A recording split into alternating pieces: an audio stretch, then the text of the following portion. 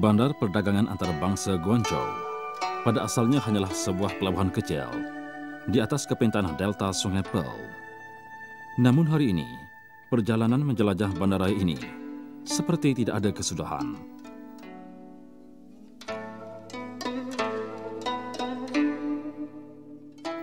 Menurut catatan sejarah, Guangzhou atau Canton adalah tanah asal kepada kebanyakan penduduk Cina yang berhijrah ke luar negara, termasuklah negara kita Malaysia. Namun yang lebih menarik, Guangzhou juga menjadi pintu masuk Nur Syahadah ke China melalui laluan Sutera Laut sekitar tahun 670 Masehi.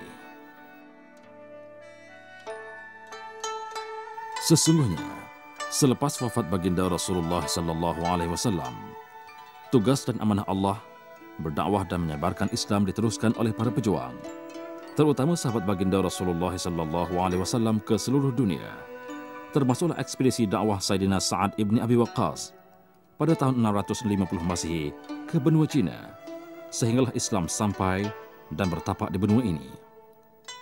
Dikatakan Maharaja Yongwei, pemerintah dinasti Tang ketika itu, menghormati ajaran Islam dan menerima baik rombongan dakwah ke negara Cina. Makam di sini bermakna tempat atau tapak, di mana tokoh berkenaan pernah singgah atau berhenti, bukan kubur yang menempatkan jasad berkenaan. Kerana Sayyidina Sa'ad ibn Abi Waqqas meninggal dunia di Madinah dan disemadikan di kuburan Al-Baqi'. Makam Sa'ad ibn Abi Waqqas ini dikelilingi pusara para ulama dan pejuang Islam yang berjasa di wilayah ini sejak ribuan tahun dahulu. Namun semuanya hanyalah nostalgia kenangan masa lalu yang tidak membawa apa-apa makna kepada perjuangan hari ini, jika tidak ada pihak yang bersedia berkorban untuk memastikan Nur Syahadah terus bersinar di bumi ini. Inilah tanggungjawab besar umat Islam Guangzhou hari ini, dan cabaran ini diteruskan oleh Haji Ibrahim Ma Yujun, Presiden Persatuan Muslim Guangzhou.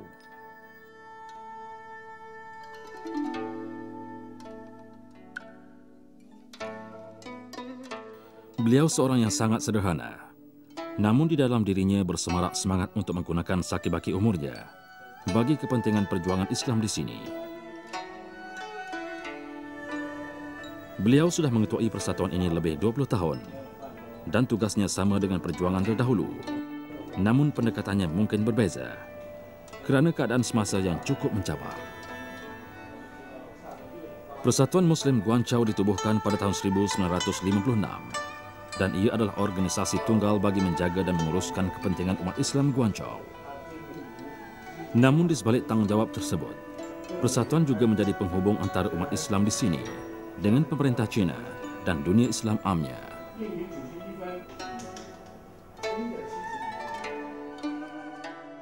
省伊斯兰协会在98年成立之后呢，明确了几条功能。第一条功能是根据《古兰经》的精神，伊斯兰教的教育来做好宗教的宣传教育引导工作，组织带领广大的穆斯林，要围绕着《古兰经》的要求来做好一个虔诚的穆斯林，为社会主义社会服务。第二条就是宣扬伊斯兰教的真理，比如宣扬伊斯兰教的一个倡导和平的宗教，去为世界和平做出努力。第三条是组织动员广大的穆斯林加强学习，提高科学文化水平，为世界的和平事业服务。第四条是加强与世界各个友好国家的交通往来，保持我们的正常的对话，把我们伊斯兰教的文化宣扬到全世界各个地方去。第五条，认真搞好穆斯林的经常性的宗教生活、宗教活动，以及到家庭、社会之间的关系，保持和谐的关系，保证为我们国家服务。那么，我们省伊斯兰协会这几项功能都是为国家的统一、维护我们祖国的统一服务的。大家都是保持一致的意向，保持一致的意见，围绕着伊斯兰教的真理而努力。我们广大的穆斯林都是一个虔诚的穆斯林，他们在过宗教生活的同时，也要抽出业余时间、业余工作时间，要搞好社会的工作，搞好团结，搞好关系，为和谐的社会。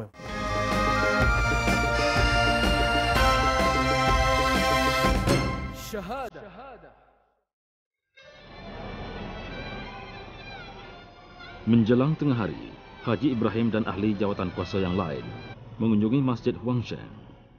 Haji Abdullah Wang Wongze, imam masjid yang sudah bersedia menyambut kedatangan mereka untuk menghadiri kelas Al-Quran sebelum masuk salat Jumat pada hari ini. Kekuatan umat Islam bukan diukur dari jumlahnya.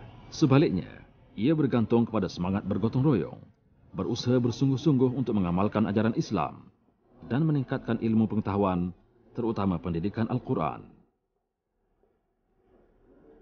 Al-Quran mukjizat Allah diturunkan untuk menjadi panduan kepada umat Islam sepanjang zaman.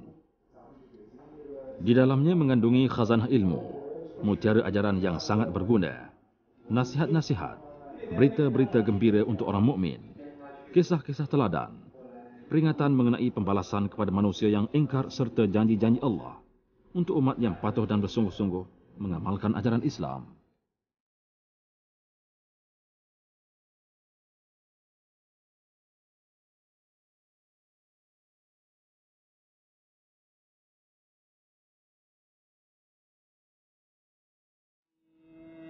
Al-Quran juga menjadi sumber kekuatan, pendorong kepada ummah bagi melakukan perubahan, menjadi manusia yang terbaik dan mampu menolong orang lain, melakukan kebaikan di atas muka bumi ini.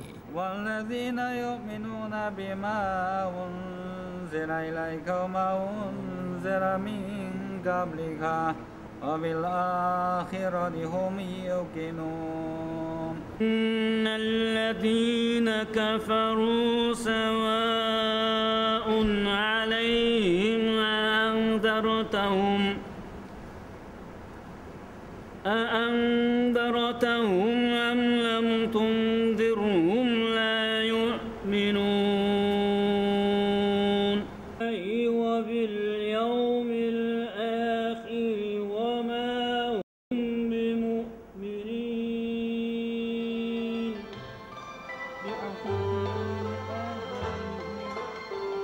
Al-Quran juga adalah pendorong kepada kecemerlangan ummah, kejayaan, keamanan dan kesejahteraan sejagat. Al-Quran juga menjadi penyebab kepada kembara syahadah ke bumi Cina, menziarahi saudara seagama bagi menjalin ukhuwah Islamiyah, seperti yang diajarkan oleh baginda Rasulullah sallallahu alaihi wasallam. A'udzu billahi minasy syaithanir rajim. Inna anzalna ilaikal kitaba bil haqqi litahkuma bainan nas. لتحكم بين الناس بما أراك الله ولا تكن للخائنين خصيما. Yang bermaksud, sesungguhnya kami telah menurunkan kitab kepadamu dengan membawa kebenaran supaya kamu mengadili antara manusia dengan apa yang telah Allah wahyukan kepadamu. Janganlah kamu menjadi penentang kerana membela orang-orang yang khianat. Surah An-Nisa ayat 105. Shadaqallahul Azim.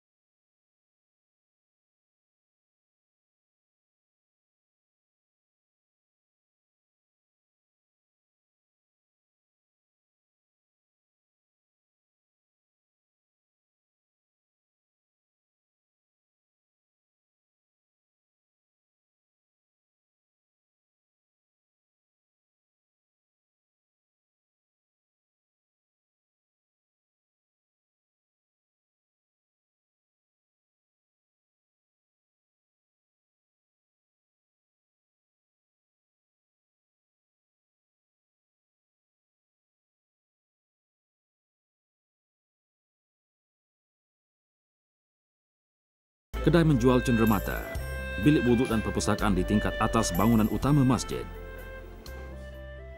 尤其是在经济方面，据广州宗教志记载，在南宋时期呢，在广州有一个非常著名的阿拉伯籍的商人，叫辛亚托罗。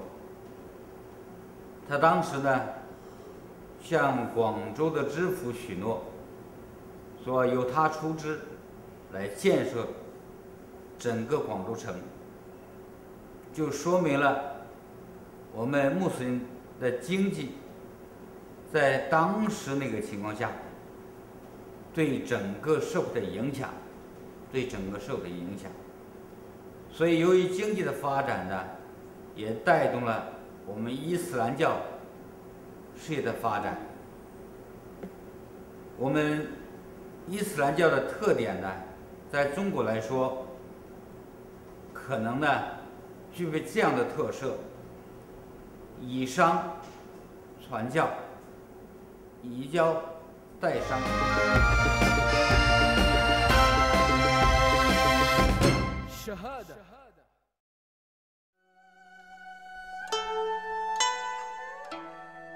Masjid Haupan terletak di tengah pusat perdagangan Guangzhou.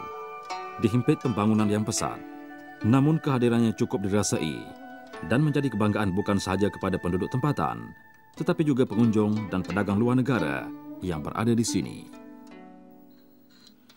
Masjid sejak hijrah baginda Rasulullah SAW ke Madinah, ia menjadi sebuah institusi penting kepada umat Islam, seperti mana yang ditunjukkan oleh baginda Rasulullah SAW dengan membina Masjid Quba sebagai masjid yang pertama dalam Islam dan kemudian diikuti dengan Masjid An-Nabawi atau Masjid Nabi di kota Madinah. Sejak itu peranan masjid menjadi penting kepada umat Islam. Ia menjadi pusat pentadbiran dan perancangan masa depan umat Islam, mesyuarat dan perbincangan serta tempat umat Islam berkumpul untuk melakukan salat berjemaah serta beribadah kepada Allah Subhanahu wa taala. Namun tidak kurang pentingnya, masjid juga sebagai lambang dan perkembangan syiar Islam di atas muka bumi ini, seperti yang berlaku di Bandar Guangzhou ini.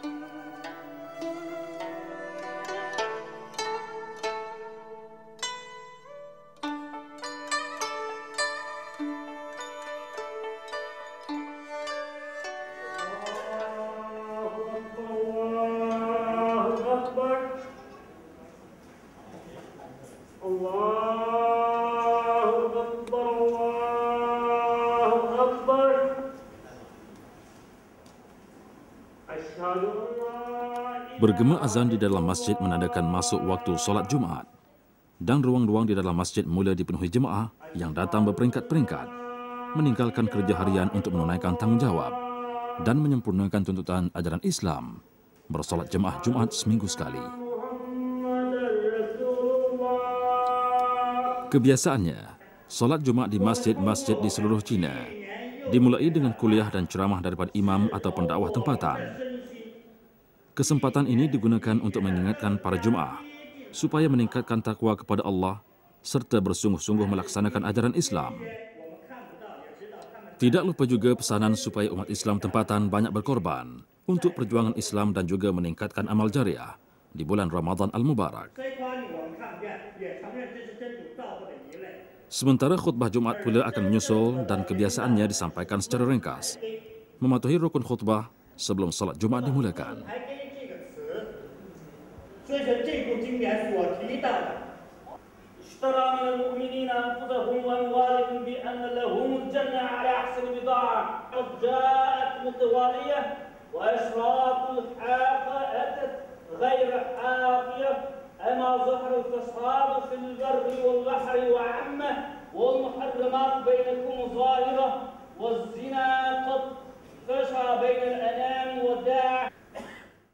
أعوذ بالله من الشيطان الرجيم واعبدوا الله ولا تشركوا به شيئا وبالوالدين إحسانا وبالوالدين إحسانا وبذي القربى واليتامى والمساكين والجار ذي القربى والجار الجنب والصاحب بالجنب وابن السبيل وما ملكت أيمانكم إن الله لا يحب من كان مختالا فخورا.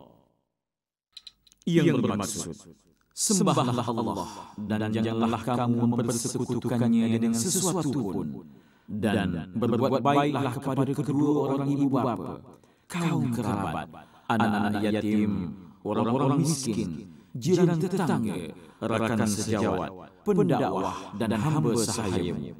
Sesungguhnya Allah tidak menyukai orang-orang yang sombong dan membangga-banggakan diri. Surah An-Nisa ayat 36. Shadaqallahul Azim. Kebiasaannya, majlis tidak rasmi selepas solat Jumat berlanjutan sehingga ke waktu asar. Perbincangan dan perbualan berjalan dalam suasana kasih sayang dan harmoni.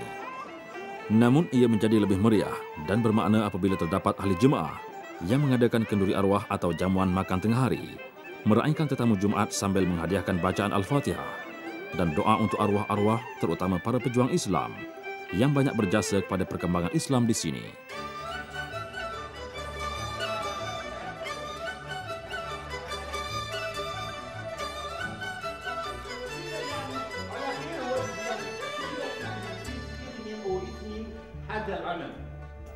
Penubuhan Kolej Bahasa Arab di perkampungan ini oleh kerajaan China adalah suatu perancangan jangka panjang untuk menyambut cabaran globalisasi. Jauh dari kesibukan bandar, namun ia tidak bermakna ia terasing. Begitulah perkampungan Tongchin yang digelar Mekah Kecil kerana pengawalan dan sejarah kedatangan Islam ke sini. Masjid Tongchin, antara masjid tertua di China, menjadi pemangkin kepada pelbagai aktiviti Islam di sini.